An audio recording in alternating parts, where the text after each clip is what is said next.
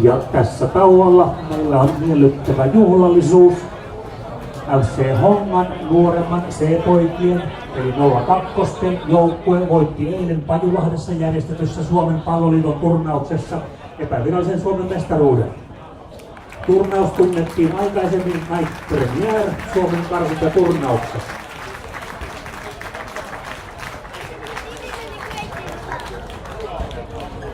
Edelleenkin Suomen turnauksen voittaja selviää Nike Euroopan lopputurnauksen. Turnaus on järjestetty yli 20 vuoden ajan ja Hongan 02 pojat ovat 5. espoolaisjoukkue, joka kisoihin on selviytynyt. Aikaisemmat voittajat ovat FC Espoon 87 pojat, FC Hongan 93 ja 96 sekä FC Espoon 99. Näistä parhaiten menestyivät FC Hongan 93 pojat, jotka sijoittuivat Puolassa järjestetyssä turnauksessa hopealle ja sitä kautta selvisivät maailman lopputurnauksen Manchesterin, jossa sijoitus oli 11.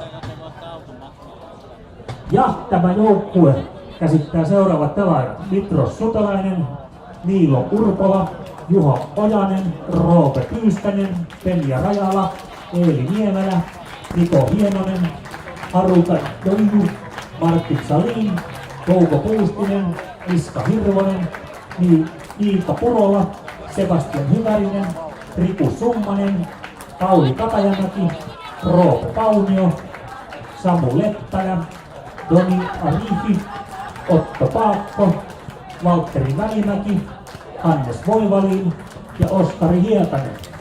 Sekä toimihenkilöt: vastuuvalmentaja Oskari Kujanen, valmentaja Timo Panda-Askolin, joukkueen johtajat Sari Tammi ja Hans Purola sekä huoltaja Olli Urpola. Ja joukkue ojentaa FC Honka ry:n VT-toiminnan johtaja Sari Holmille joukkuekuvansa.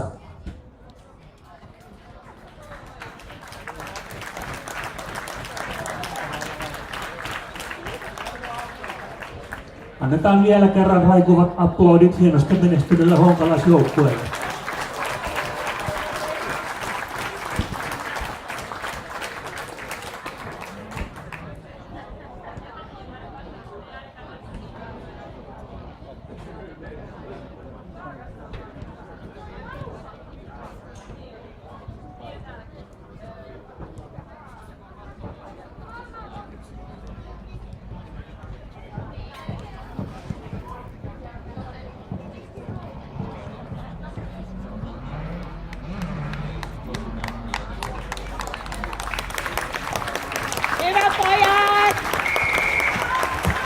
Honka!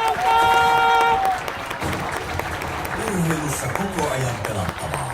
Parhaat pelipaikat tarjoaa Veikkaus.